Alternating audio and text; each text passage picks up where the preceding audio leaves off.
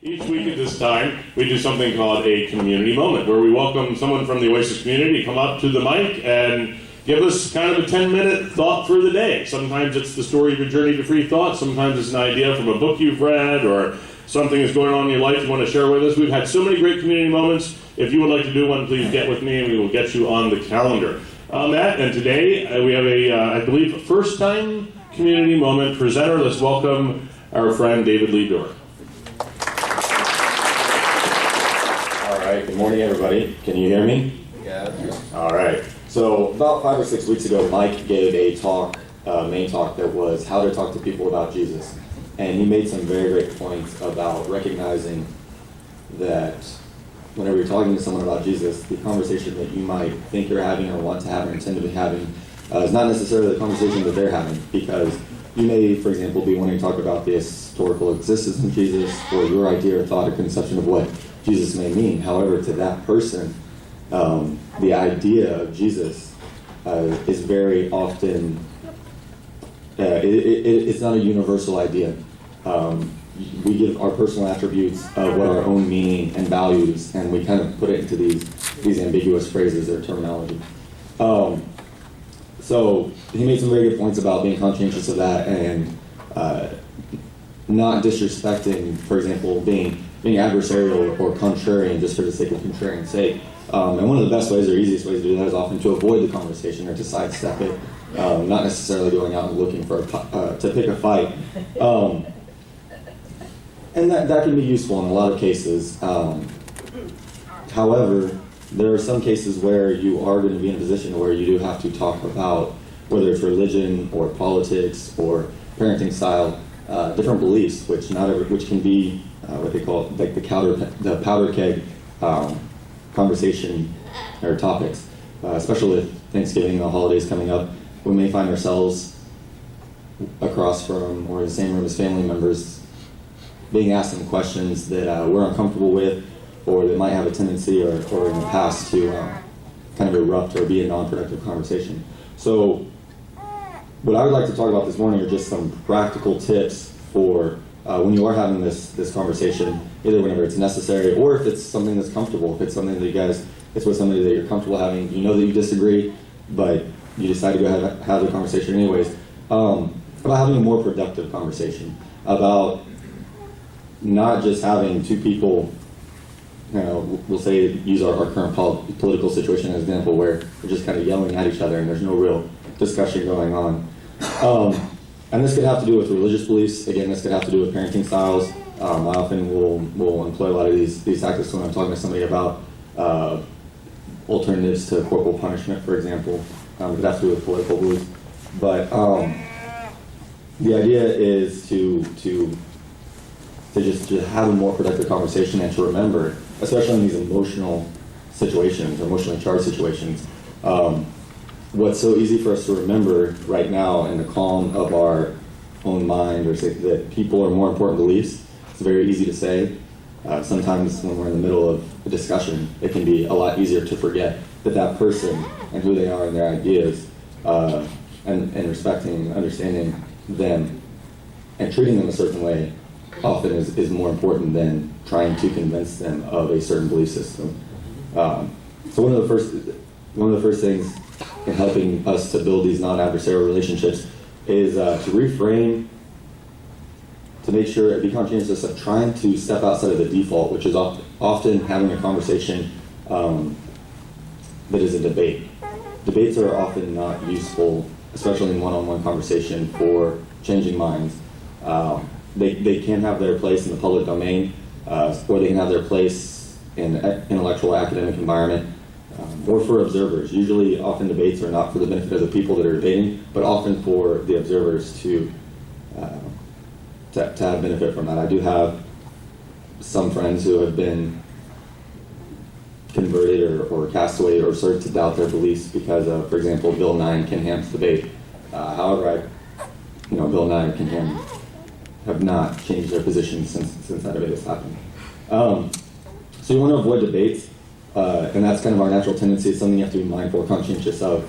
Actively, I'd like to, it seems like we're getting into a debate. I would like to actually have a conversation, try to steer away from that in an active manner.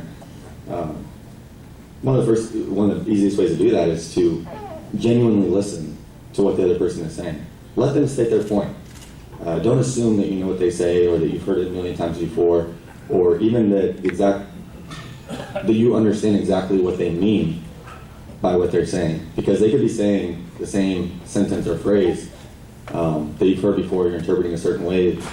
Another person could say the exact same thing and it means something completely different to them. So you really have to dive in and ask questions before you can start jumping into conclusions, and definitely try to avoid attacking and criticizing. But let them state their point, and you have to have a genuine attempt to understand their point of view.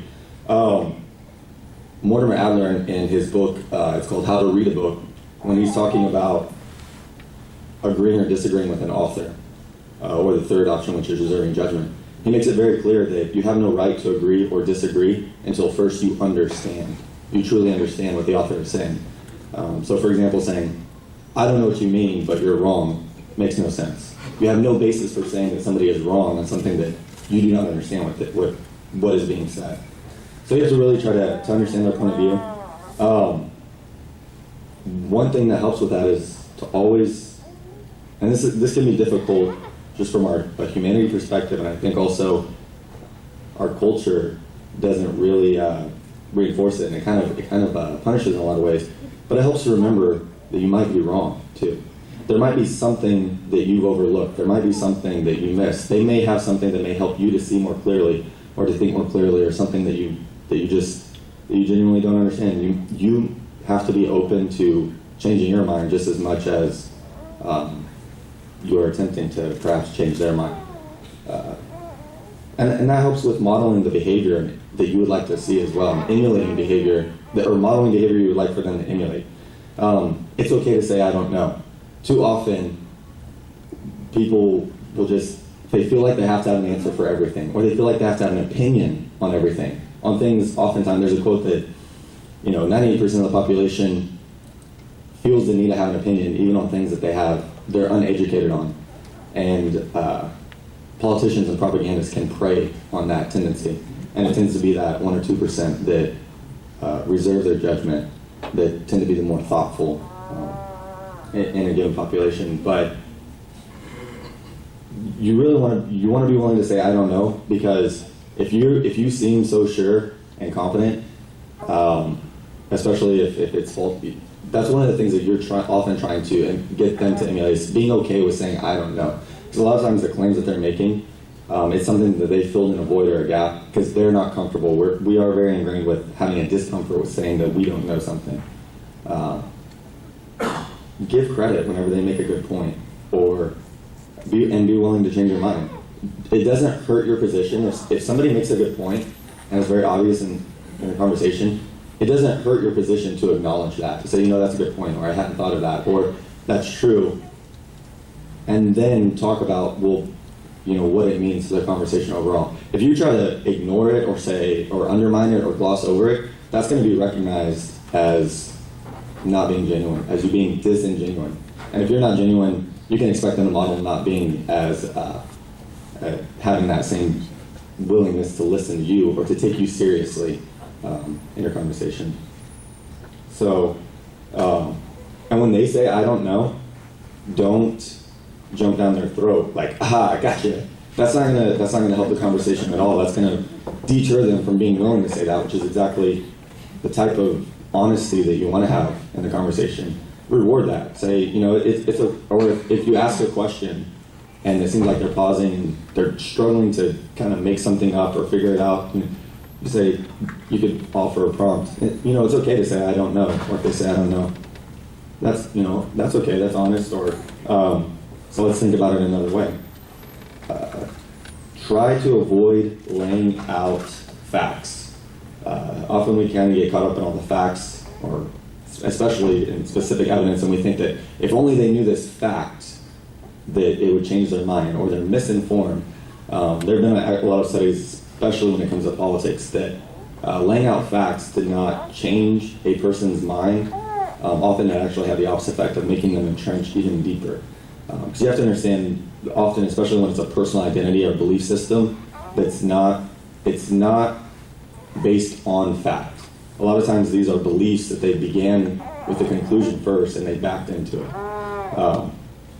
So laying out facts is not going to be productive, and often it's going to be seen, it's either going to be dismissed, or often, even worse, it will be dismissed, or not dismissed, it will be taken as an attack, or taken as a personal attack, especially when it has to do with something that's their identity, it has to do with what their values, or something that they identify with deeply.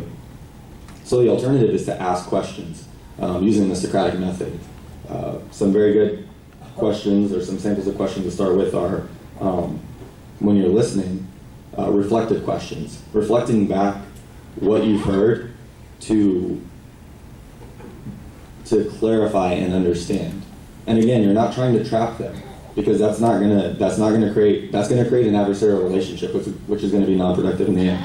But to genuinely say, okay, so it sounds like what you're saying is this, or correct me if I'm wrong, or I don't want to put words in your mouth, but this is what it sounds like.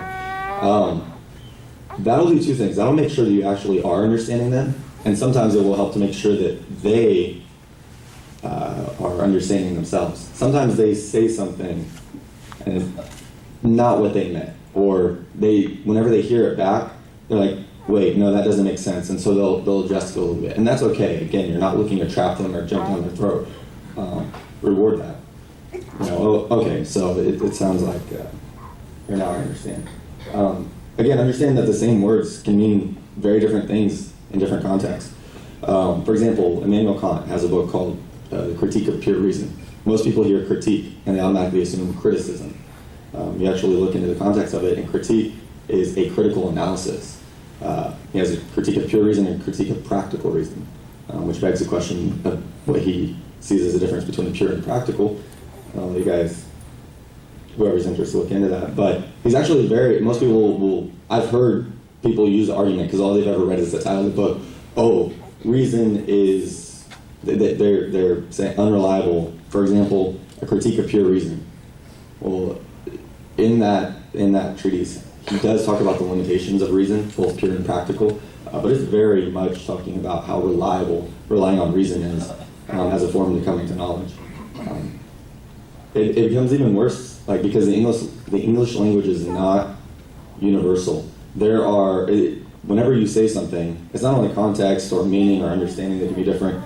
There are words that are literally their own opposite. Some people call them contronyms or contrary antonyms. So the word oversight can mean, or overseeing. Your job is to oversee this project. Your job is to watch over it and take care of it particularly. Or you oversaw the issue, you oversaw the project, you missed it completely. Sanction can actually mean to reward or to punish. There's many, many words. There's on mental floss, there's a couple of lists or different things, like 25 words, 16 words. It's really interesting. They use one that it says, here's an ambiguous sentence. Because of the agency's oversight, the corporation was sanctioned. The corporation's actions were sanctioned. So it's very important to try to understand, again, to ask these clarifying questions. One, just the fact that you're letting them lead the conversation, you're letting them speak, you're letting them actually say what it is they want to say is going to have a completely different internal feel and openness to dialogue and your thoughts and ideas, what you get to, or what the conversation is, or how they walk away feeling from the conversation. But two, also for you to be intellectually honest and have a genuine conversation with them, you have to understand what it is that they mean and understand that your use of language is not necessarily going to be the same as theirs. And with that, you can ask questions that can help them to better relate to helping understand your use of language.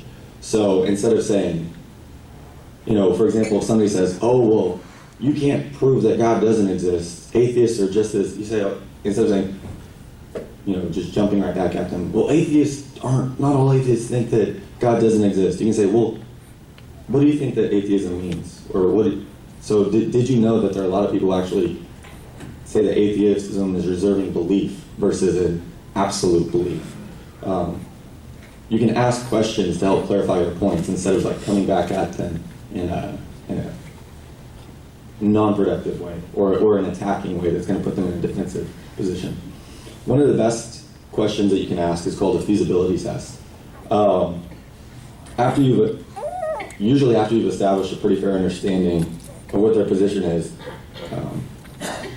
you try to find an opportunity to ask, is there anything that you could think of? Is there any evidence that could be presented? Yeah, and you have to use the language with who you're talking with as well. Evidence is kind of a loaded question, or it has negative connotations with a lot of believers in religious contexts. But is there anything you could think of, or anything that could happen that might make you reconsider, that might make you change your mind, that might make you maybe doubt that a little bit?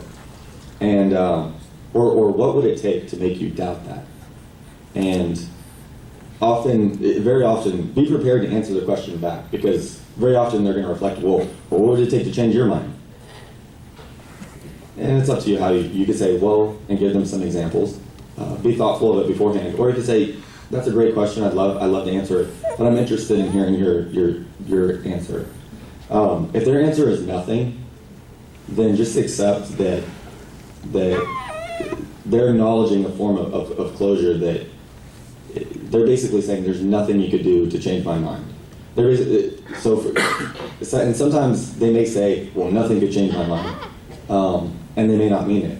You could say, so if God himself appeared before you and said, no, that's not true, you're saying that you would, and some will say, well, no, I mean, if that happened, and some will say, yeah, because it could be a hallucination or the devil or whatever. So you're really testing where their willingness is in this conversation. And understand, you can't force them to have any specific openness. I mean, ideally they would have it, but they're people, and all you can do is test for it to see the best way for you to proceed in that situation. Another thing is to very much, and then another thing, and then your questions you can also ask once you're clarifying, and you see things that seem like contradictions to you in what they've said. It helps not to say, well, you said this and then you said that. Say, help me, I'm trying to understand, because it seems like you were saying this, but I'm not understanding how this follows or how this lines up. Ask them in their own mind to rationalize and justify their own thinking.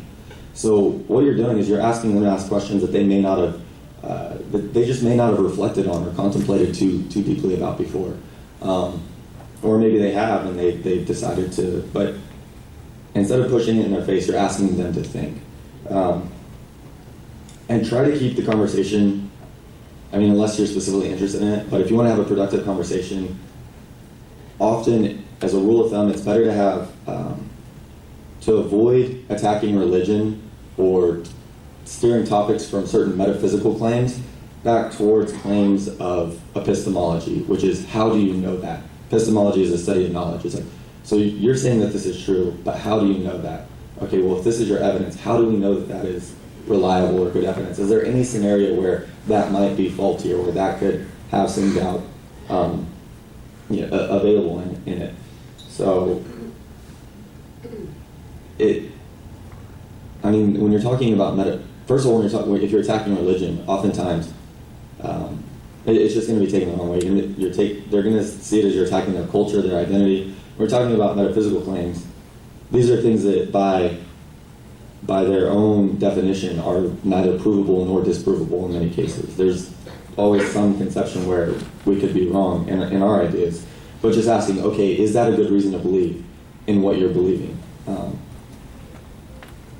And then have a realistic expectation of what a successful encounter is going to look like. So if you never think about it and your default position is you're going to go in instantly converting them to whatever your ideas are, you're probably going to be disappointed quite a bit and very frustrated. That very rarely happens. But if you can, again, if your goal is to just to get them thinking about it in a way that maybe they hadn't thought about it before, maybe have a little less unjustified confidence and a little bit more justified doubt, a little bit more openness, or if your goal is that and or just trying to keep things civil and keep the turkey from flying across the room, you're going to feel a lot better about the conversation walking away if you're having more realistic expectations of what you're expecting from it. It's very rare that somebody is going to instantly on the spot just, oh, you're right, and change their mind. It doesn't happen. It does happen, but it's not the norm. So some resources and this is a very brief, I'm trying to like run through it, roadrunner through and just give some practical tips out there, but coming from a lot of different resources too. If you would like more information, some good resources are, so this is a very distasteful title, but the book by Peter Boghossian called A Manual for Creating Atheists. I think the author actually didn't even like it very much, but publishers decided the title for marketing purposes. It sounds very militant, but in it he talks a lot about epistemology, about having successful conversations with people in a way that's going to just get them to question, having a more reliable way of a lot of the things that I've talked about have actually come from that book. Another resource that was inspired by that is if you go on YouTube and type in street epistemology, there's a channel by Anthony Manga Bosco where he has about 200 videos where he's has 5-minute encounters asking people just to talk about their beliefs really quickly in a non-confrontational, non-adversarial way. And then he has some longer breakout videos, like 30 minutes, where he breaks down kind of the conversation, the way the conversation went, or tools, or his mindset of whenever he was having it. Mortimer J. Adler has, I mentioned How to Read a Book, which I'm in the middle of right now, and based off of it, I'm assuming that How to Speak, How to Listen will be equally valuable. We all know how to read phonetically, but when it comes to higher level, the classical guide to intelligent reading, higher level communication, reading and writing is obviously very co-synonymous with speaking and listening. But he's very readable, and he breaks down communication in a way that will make you think about it and help you, or at least it's helped me, that you may not have just even thought that deeply about it before. So I hope that, again, this was very running through it, but I hope that gives something, just being conscientious too, that alone can do wonders with not allowing yourself to fall into the default of the humanity that we all are a part of. The default tendency of going from one tribalism to another, of being so counter X what you're talking about, that you're becoming the militant or angry, atheist or skeptic or whatever it is, liberal, conservative, whatever, all those emotionally charged words that aren't really helping us to have productive conversations. Thank you.